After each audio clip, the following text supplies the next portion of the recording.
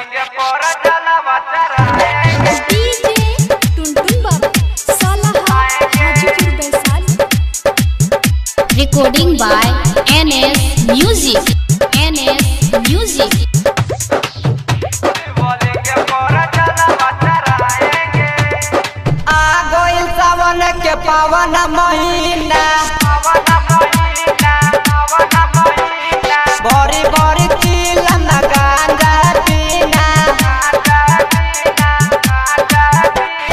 आ गइल सावन के पावन महीना, बड़ी बड़ी चिलम गांजा पीना। सुल्तानगंज से जलवा उठाएंगे, लेके कावर हम बोल बम जाएंगे। शिवलिंग पर जलवा चढ़ाएंगे, लेके कावर हम बोल बम जाएंगे। शिवलिंग पर जलवा चढ़ाएंगे। शिवलिंग पर जलवा चढ़ाएंगे।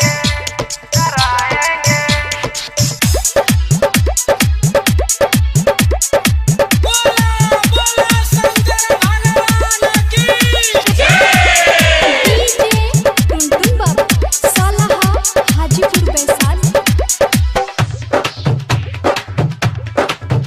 शिवलिंग पर जलवा चढ़ाएंगे।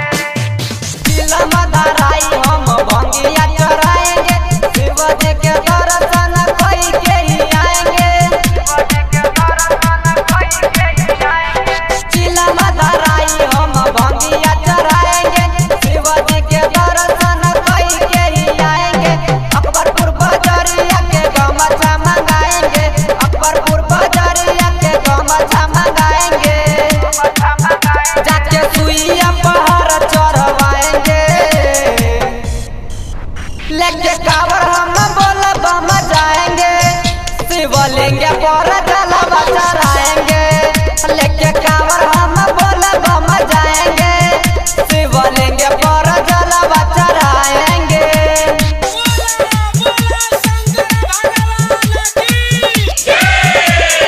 डीजे टुनटुन बाबू सालाहा हाजीपुर वैशाली। शिवलिंग पर जलवा चढ़ाएंगे। बोलवा यरुनवा जाता पारा पारी, देवघर नगरिया में भीड़ पड़ल भारी।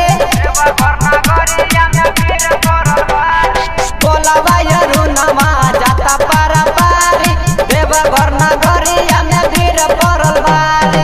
डीजे पे यसी सभा के भजन बजाएंगे। डीजे पे यसी सभा के भजन बजाएंगे। रही रही हम कम रही लाएंगे,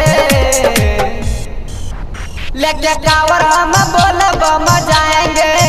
शिवलिंग पर जलवा चढ़ाएंगे, लेके